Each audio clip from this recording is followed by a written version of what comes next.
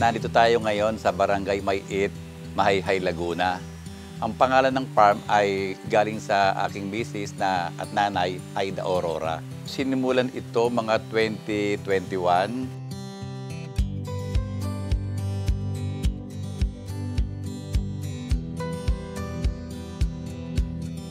Yung lugar talaga ay meron na talaga siyang nature's beauty na para makatulong sa turismo ng bayan ng Mahayhay, pinagtiyagaan namin ng aking misis na makapagbigay ng isang lugar na pwedeng pasyalan ng lahat ng tao dito sa Mahayhay.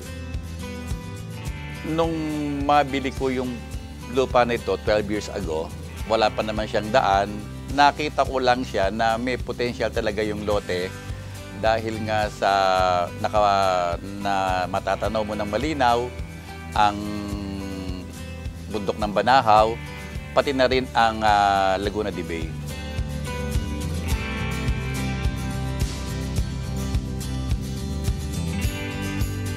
Nung biling ko to, ang nasa isip ko ay parang gawin ko lang ng farm ng pamilya, bakasyonan ng pamilya.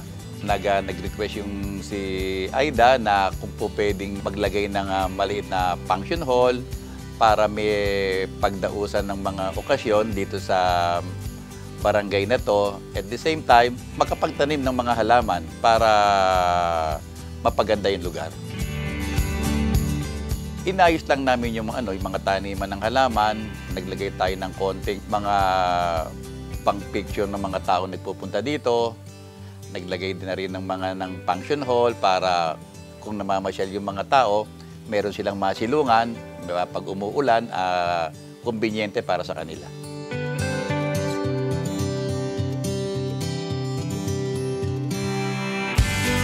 Pag sila'y nagpunta dito, pwede naman silang makapag-picture sila doon sa flower farm.